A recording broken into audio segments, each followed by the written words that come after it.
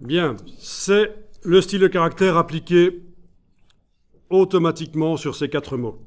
Je vais aller travailler sur la colonne de droite et je vais aller insérer un mot.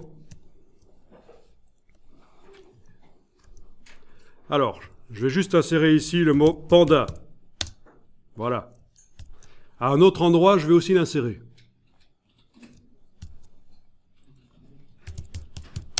Voilà. D'accord ? Bon, le mot panda a été inséré à différents endroits.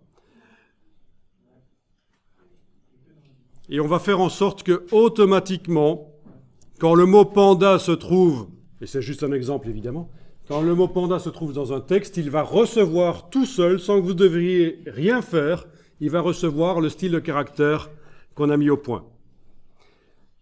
Alors pour ça, vous cliquez à côté de tout, rien n'est sélectionné. Vous allez double-cliquer sur le style de paragraphe corps du texte, le style utilisé par le texte principal du document. Donc on double-clique sur corps du texte body nouveau. Et on va ici à la rubrique style grep. Grep style. C'est le style de paragraphe corps du texte body nouveau. Le style qui régit le texte principal de notre document. Vous allez ici indiquer nouveau style grep. Et alors, vous allez choisir quel est le style. Le style, ça va être style de caractère 01. C'est notre style qu'on a fait précédemment. Et on l'applique au texte panda. Vous tapez panda.